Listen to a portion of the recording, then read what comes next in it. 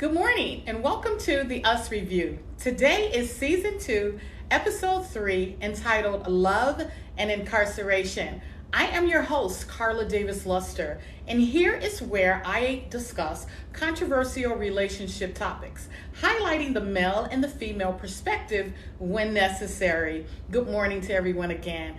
I'd like to recap the previous week's information, which was Season 2, Episode 2, and I talked about toxic relationships. I talked about some signs when you know that the relationship is not going well. If you would like to go back and review last week's episode, you can find all of my previous topics housed on YouTube at Ask Carla. Once again, if you're just tuning in, this is the Us Review. I'm your host, Carla Davis Luster, and this is Season 2, Episode 3, entitled Love and Incarceration. Just to make note, for legal purposes and to add this disclaimer, I do want to make clear that any of the topics that I talk about is merely an opinion. Please note that the information discussed on the Us Review is for informational purposes only and should not be considered as professional, financial, or legal advice. If you require such advice, I do recommend consulting a licensed advisor in the area of concern. And that brings me to my topic today, love and incarceration. Thank you for those of you who are tuning in. Oftentimes, people think incarceration means something different from simply saying in jail. However, the term in jail can refer to being confined in such a place specifically, but incarcerated, it's more often used as a fancier way to saying in jail or locked up. All are various ways of saying a person is doing time. Today I'm going to talk about what are some questions you should ask yourself before dating or marrying a person when they are incarcerated. I say something because once again, the person incarcerated does not necessarily have to be a man. If you are in this situation and this is where you are hard pressed on being, maybe you were already married when your mate unfortunately got locked up. I will also talk about some tips to possibly helping with the situation, and I will try to give you some hope with stating some pros and cons of dating or marrying someone that's incarcerated. I must be very honest with you. If you have found yourself in this situation, whether or not you stay in this position should be based on reality in the length of time. So you want to do a lot of thinking about that. Keep in mind, if your mate has a life sentence, you may have to consider that you may be living a life of celibacy. If not, a situation where they're able to be granted conjugal visits, and that comes with some type of perks, or possibly even being pardoned. We've heard over the last several years where governors and the president are pardoning people. So maybe that would be your case and that could happen to you. Fortunately, that would be great. Definitely if there are children involved, and it was a situation that was very unfortunate.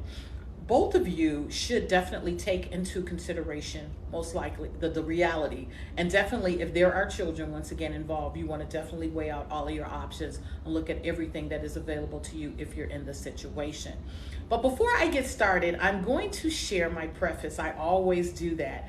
My preface definitely today will come from my new novel, I'm Not a Homewrecker, Opportunist Maybe. Chapter 3, entitled, After the Rain Came Rain.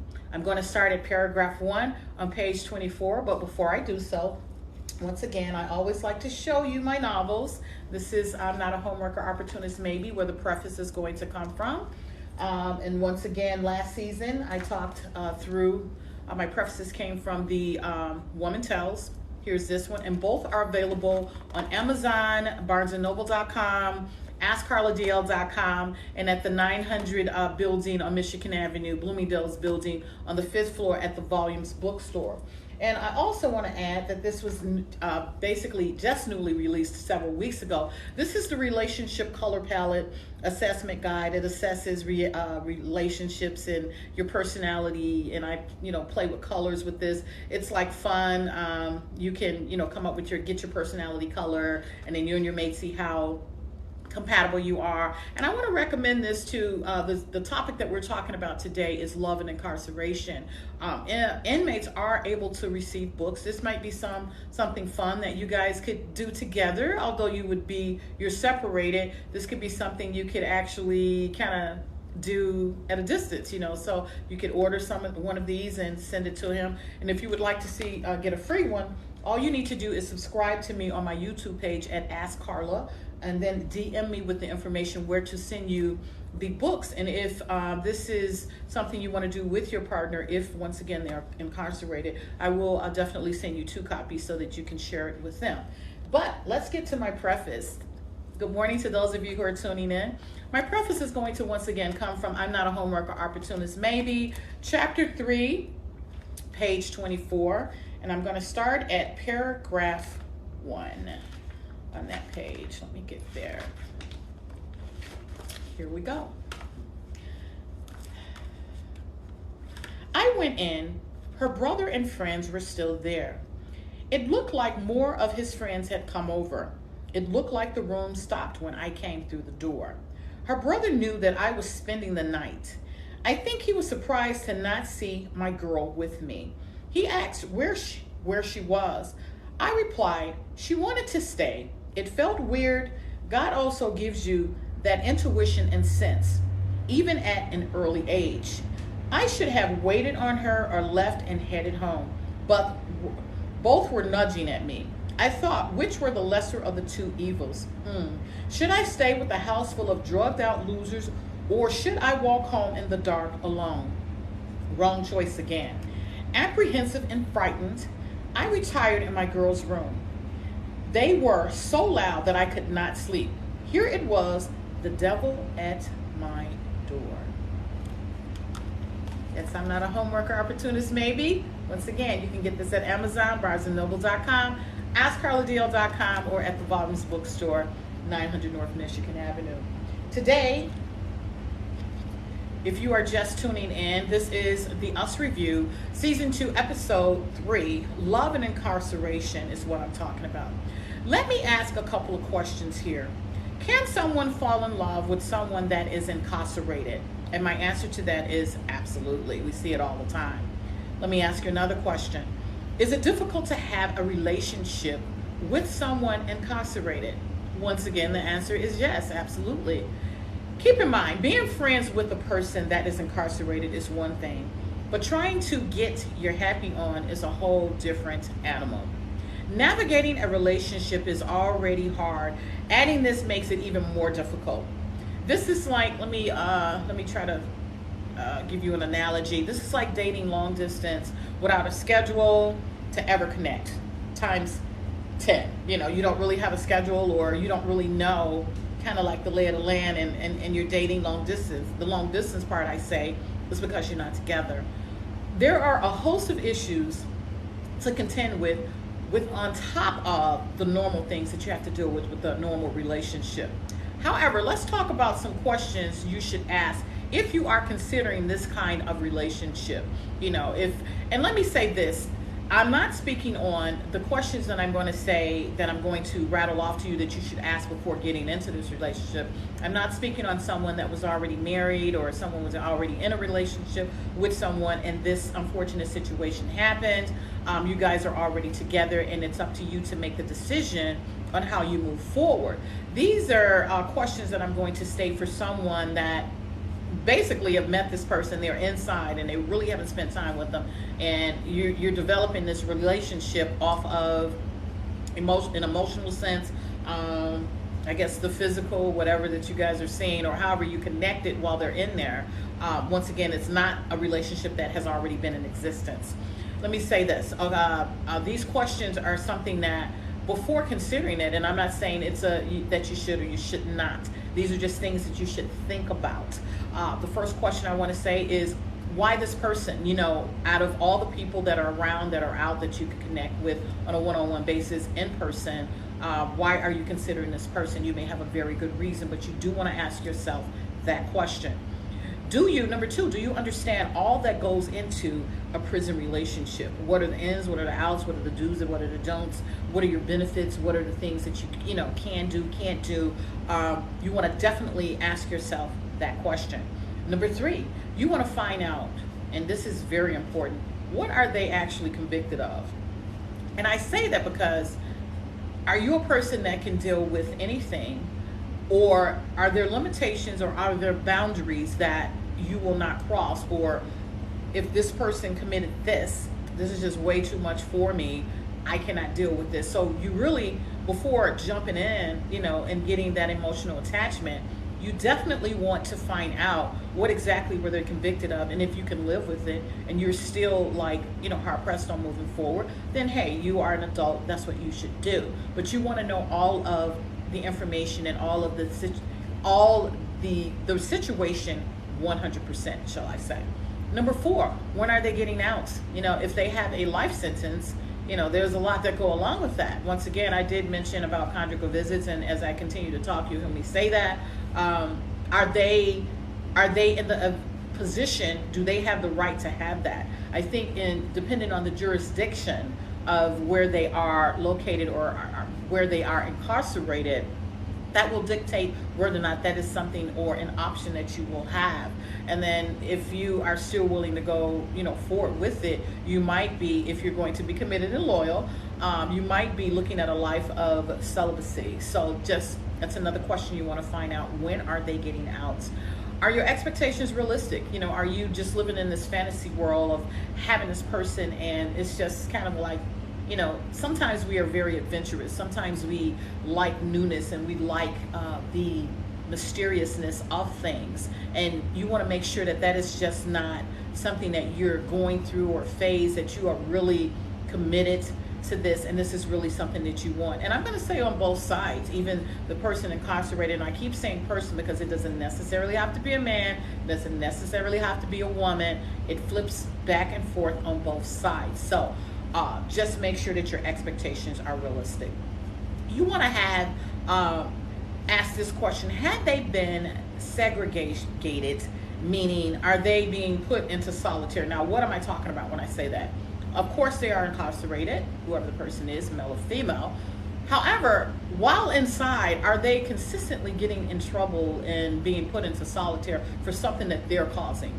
Not people coming at them. We see the TV shows or people go at them trying to kill people, whatever. I'm not talking about that. I'm speaking of what type of behaviors, what type of personality, and what type of anger management or whatever else are they dealing with? Are they really being rehabilitated while they're in there? Or are they consistently just living out this life of just, doing things that, that are incorrect? And I want to say that this is something that you want to be concerned with. I did talk about 2 weeks ago, my first show, the kickoff was around domestic violence. That's why you want to find out what they're in there for. You want to find out, basically kind of follow the behavior while they're in there, what's happening, because a lot of times people can change, but sometimes they bring those behaviors on, should they get released, will they bring those behaviors out, and you're dealing with something like that. So you want to ask that question. That's what we mean about that. Are they working? What are they doing with their spare time?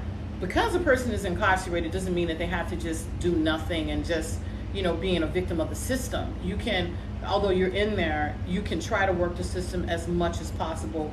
It is a limited situation, once again. However, in there, from my understanding, you can get an education if you don't have one. You can attend various programs to improve yourself. You can work while you're in there. So you want to see how are they actually behaving and how are they conducting themselves and preparing themselves to be, if they have their date to get out, being re-assimilated into society, and how they're going to be able to, just once again forge themselves back into, like the race when they get out. Okay, so you want to see what they're doing. Are they just not doing anything, or are they trying to prepare themselves? What are they doing while they're in there? Are you sexually compatible? Now, it's kind of hard. If you, once again, was in a situation with a person already, you were married or you were dating and they got incarcerated, I'm sure you know what that's like, so that's not an issue. This is for people who have struck up or got into this relationship and they've never met the person physically or in person, and are you sexually compatible? I guess some of the ways that you can tell that, I mean, like phone calls or whatever you're talking about, just even the way a person speaks when you're speaking to them, or the way they're writing. Are they writing you stuff like, I can't wait to see you when I get out, and I'm going to hang you from the chandelier and strap something around your mouth and put a ball in. I'm being very extreme, but those are questions you want to, kind of gauge. Are we kind of compatible, or is this, this person kind of like way off to the left and saying stuff that I may not get with, and I'm assuming that they would be serious. Once again, thank you for tuning in. Good morning. We're talking about love and incarceration. This is season 2, episode 3. Once again, are you sexually compatible? And try to gauge that as much as possible. Who's on their visit list? That's a question. Are you one of many that if this is a person that you struck up this relationship in their inside, and they're just having all of these romantic away kind of relationships with people just to keep them going while they're in there? Are they, are there bad people on their list? You just want to see kind of like to entice you to stay with them or emotionally attach you to them, just trying to get through during their time. Just got a lot of stuff going on. Or are you being honest about who you are? We have people, once again, not only do they like make up this false personality, what they're doing in life or whatever. Are you guys getting real pictures? Well, I gotta say they may not have as many as much access to trying to get you pictures, or you sending them pictures and it's really not you. So false advertisement, that can go both ways. So keep that in mind as well. What are they committed to? You want to ask a lot of questions around that. What legal rights does a spouse have when marrying an inmate? Once again, I talked about that jurisdiction thing with the conjugal visits. You want to, assess that definitely if you have attached yourself to someone that is doing that's going to come with that. I even put that kind of, I talked about in season 1, interracial relationships. What kind of stress is that? Can you handle people looking at you, people whispering and talking about you? Should they know your situation? So you want to see what kind of effect will that have on you, them, your person, the whole scenario, your social life. What kind of effect will it have? You need to think about that. Number 15, what are some of the financial implications of being married to an inmate? Whether or not, how will you be able to balance that? For those who are already in a relationship and maybe that person was the big financial supporter and they're in there now, what kind of stress does that put on you? Now you have to find a way. Maybe you were a homemaker. Maybe, your salary or whatever was much lesser, and it was just kind of like a bonus, bonus money to just kind of, tide you over. That becomes a very big problem when this particular thing happened. At this point, do you move on? Do you, whatever. You got to consider the financial aspect of it. How does the potential for release or parole affect the dynamic of the relationship? And that's, I've been talking about that the entire time. When are they getting out? So, keep in mind, the longer, and this is from some research that I did, the longer the inmate is in prison, the more likely the relationship or the marriage will fail. Unfortunately, I hate to say that. One study showed for each year a person is incarcerated increases the chances that the inmate's marriage will end in divorce. And this is statistically speaking. This can be before or after the inmate gets out of prison. It could be while they're in there, maybe they're pressuring you and really hounding you. What are you doing? They can't live with it and they got all these things in their head. Or vice versa, you're out there, you find someone, and whatever the scenario turns out to be, with these statistics, they said it's a 30% chance or average that the marriage or the relationship will not last. With that said, if you are in the situation and the person you are in the relationship with has a date to get out, not to be harsh, but if it's a situation that the person has been given life, you have to decide what's your reality. You really have to talk about that. Here are, with that being said, and these tips, I'm going to give you some tips if it's a person that has a date to get out. If it's a person with life, I got to say that I do suggest that you seek professional help. You too decide, if you're married or was in a relationship before and they've gotten this decide what is the best course of action. Definitely, you're praying for the best. Obviously, some miracle of something has happened with a pardon, or something, they find some evidence that it was untrue, if you've been wrongfully convicted or whatever. However, these tips that I'm going to give is more so for someone that has a date to get out, or if you're trying to start up, or you've started up something with someone that's incarcerated. This is what these tips are for, not for someone that has been well, you can use them as well. However, it's just a harder situation. And starting off with lots of prayer, definitely God can work through anything, shall I say. And those of you who are believers or whatever, that is number one at the list, top of the list. Lots of prayer. You want to be good listeners.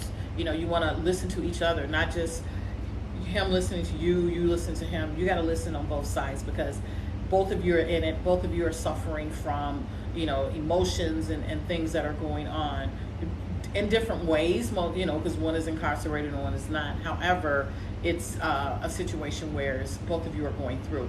You got to be patient, depending on, what's going on with the courts, what's going on with the whole, scenario, or patient with just the simple fact of it could be a lot of time.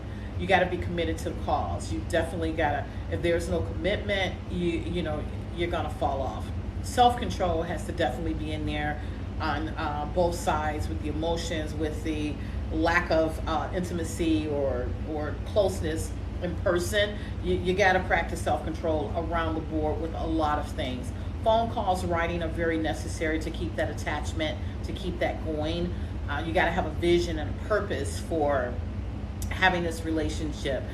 You want to give lots of encouragement, follow up, you got to be there for each other if this is something that you're trying to make work. Or if you find out that this is not for you, then you got to find a way to, sever the ties.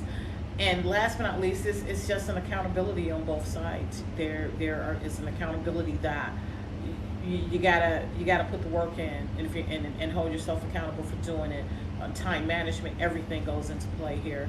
So those are just a few tips that I can give you that could possibly help with the situation if you're in it and you're hard pressed on staying in it. Needless to say, it's a tough situation. If you're just tuning in, this is season 2, episode 3, Love and Incarceration. I'm Carla Davis Luster, and that is our topic today. Let me go into some of the pros. I have some notes here too that I'm going to kind of look at. Emotional support, just from what some of the things that they're saying around some emotional support. Marrying an inmate can provide emotional support to both parties involved. Incarcerated individuals may benefit from having loving and committed partner, which is encouragement, like I just said in the tips that I gave. You can encourage them. Loyalty and commitment goes without saying. You got to be loyal. You got to be committed to this situation. The legal benefits, let me just read some of those. Marriage can provide certain legal benefits, such as the ability to make medical decisions on behalf of the incarcerated spouse, which is a great thing. You can access the visitation rights and the possibility of conjugal visits due to jurisdiction, which I said already. These legal benefits can help maintain a closer connection between the couple and provide opportunities for physical intimacy and shared experiences. So the legal benefits, the biggest thing, definitely that you can make those medical decisions should something happen while the incarcerated, something happened to them in there. You can take charge on making that decision on the medical thing. So this is one of the pros as well. Rehabilitation and support, that you're helping them to merge and be a motivation and support for them on getting rehabilitated. Like I said, you got to look at what they're doing. Are they working? Are they going to programs? Are they trying to get an education while they're there? All of that is part of rehabilitation, and you encouraging them and supporting them to do so. The social connections, that is, being married to an inmate can provide a sense of belonging in a community of prison. I think there are a lot of programs, once again, around all kind of things, where the social connections is that I think there's programs where if you are married to someone or dating someone or whatever that is incarcerated, you can do these meetups or whatever to kind of encourage you, support, getting information on how to help them with their case or whatever. So the social connections is something that is a pro. personal growth, definitely a chance for redemption. And, chance for redemption is that provides the opportunity for the incarcerated individual to rebuild their life and redeem themselves on whatever the offense may have been. Shared goals and dreams, and that I take that back to, once again, the vision and the purpose that I said in the tips. The shared goals and the dreams would be, I guess, determine what are you guys trying to work towards once they get out or whatever. Family bonding, definitely, and then you definitely got to have some unconditional love. Now I'm going to go into some of the cons, because there's, there's always cause and effect, pros and cons to everything. And I got my notes here because I'm just going to call them off and then read. Limited physical contact, we already know what that is, that they are incarcerated and you guys are not able to see each other, sleep together, or do anything that is in person and on a physical level. So it's limited, definitely. And I say, and it may be close to none, because when you visit, if you're not visiting in person, which you can do that, I want to say that would be the limited physical purpose. Or if they're locked up behind glass and you can't be, you can only see them behind glass, that becomes a problem as well. And once again, the conjugal visits are due to jurisdiction and whatever the situation is. Emotional stress. You're stressing, they're stressing because they're in there, you're stressing because you're having to deal with all of the day-to-day things that come at you without having that partner. Definitely, if you were used to having them you side by side and you guys were working through everything as partners, they are no longer available to be there. The financial strain, once again, I talked about that. If they were the big caboose, that had, was the purpose of the train running, they kept it running, and now you have all of that, that you have to do yourself. That is an issue. Or, once again, if you're someone just striking up the relationship, because I'm kind of bouncing back and forth with that, you want to know, you want to consider what is it that they're going to be able to bring to the table once they get out. Should we, move forward with this relationship? Social stigma, that goes without saying. Society, some people in society just cannot accept that a person have done their time, let them have a second chance. Everyone is due to have, chances. God, he forgives us, what is it, 77 times or something today. It's in the Bible, and sometimes we as human beings can't forgive each other for one thing, and we hold on to it and we continue to can't let stuff go. So the social stigma will definitely probably be there, and we see it when people are released and they're unable to get jobs or whatever. That follows them. The stigma of what happened. The lack of freedom and flexibility, obviously, that goes. You can, that's kind of like a gimme. Incarcerated related challenges, and I'll read that. What are they saying with that? Incarcerated related challenges are basically the prison environment introduces unique challenges to the marital relationship. Communication may be limited to phone calls, letters, or monitored visits, which can hinder the couple's ability to express themselves fully. The spouse may also need to navigate the prison bureaucracy and deal with the complexities of the legal system. So that's what that means with that. The risk of recidivism. Recidivism is a person doing a repeat. Let me just read it.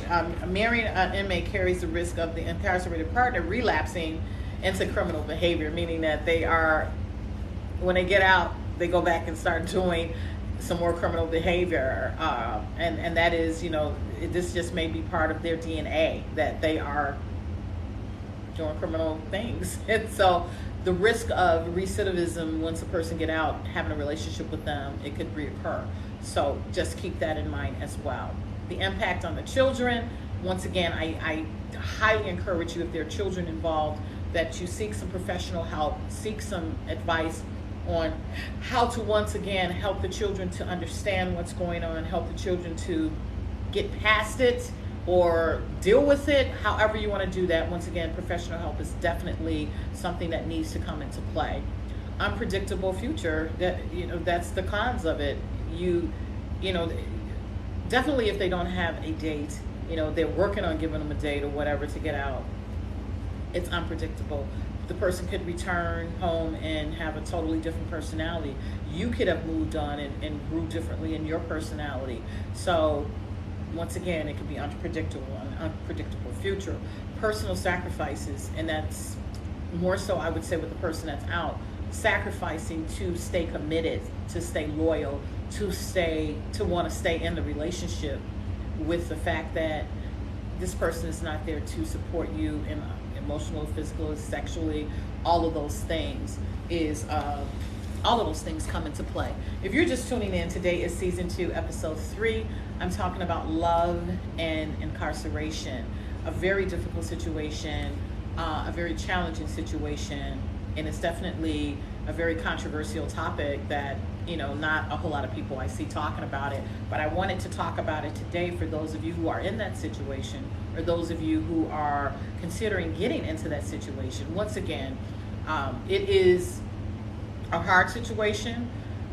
Not impossible, but it is definitely, like I said, it's like dating someone long distance and without a schedule to ever see them times 10. That was my way of putting it. Okay, once again, as I said earlier, and we know that relationships can definitely be hard. By adding this tough situation on top of it can be a storm and extremely overwhelming for all parties involved. Keep that in mind. The statistics for this circumstance is not encouraging. But it's not to say that if this is something that you want to do, or something that you're in or was in and it happened to you, that it's not unachievable, that you guys can't work through this and be there. I'd like to give this situation, I think she's a rapper, Remy Ma. She went away for about 10 years and her family appeared to stay intact. And when she got out, her and her husband, they were on, Love and Hip Hop or something, one of the reality shows. They seemed to be just as in love as ever. She did her time, and I'm sure it was tough, and I'm sure if I could get her here on this show and she could talk through it, just some of the things that she had to go through, she would say, man, it was tough, but we were strong enough to work through it. However, I do once again recommend that you assess the situation and you ask those questions that I said today, if not more questions, to really make that decision on if you're going to stay, if you're going to leave, or how you're going to work that out.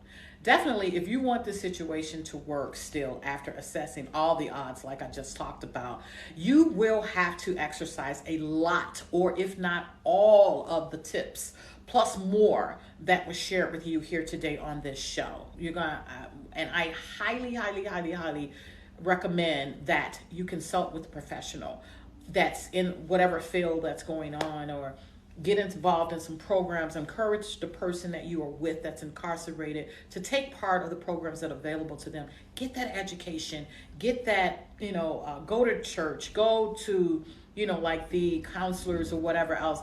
Take advantage of the system. Definitely, if you have a day to get out and you're trying to reassimilate yourself into society, it is definitely necessary.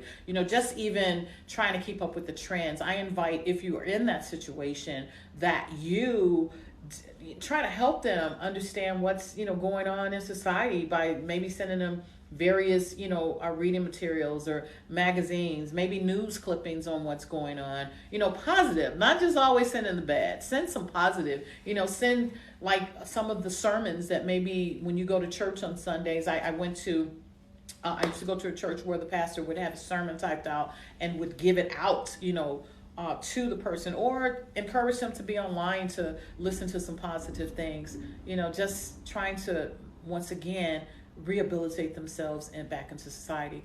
There are support programs, like I said, that can definitely assist you. With that said, this is the show today. This is the Us Review, Season 2, Episode 3. I was talking about love and incarceration. There's a lot more information that could be given. However, this is a 30-minute show. However, you can Google, you can, once again, seek out programs. If you, once again, would like for us to help you find some stuff, DM me. And if you would like to receive a free copy of the Relationship Color Palette, maybe something that is kind of like something that you and your person, if they're incarcerated, would like to do together, because they can have, I'm sure, reading materials after this session, and this is just a relationship type of a book. I will be more than happy to send it to you. I thank you for tuning in today. Once again, I am your host, Carla Davis Luster. You can follow me across the platforms at Ask Carla. You can also purchase my novels at Amazon, BarnesandNoble.com, AskCarlaDL.com, and at the Volumes Bookstore at the 900 North Michigan Avenue store on the 5th floor. I will be back next week, next Tuesday, every Tuesday at 9 a.m. I'm live on TikTok and Facebook. And next week is season 2, episode 4. And this title, I'm sure a lot of you want to know about it. Definitely those of you who are getting married or just jumping into a situation. It's entitled Prenup. Prenup. Okay, another relationship controversial topic. Should I do or should I don't? See you next week. Take care. I'm Carla Davis Luster. Bye.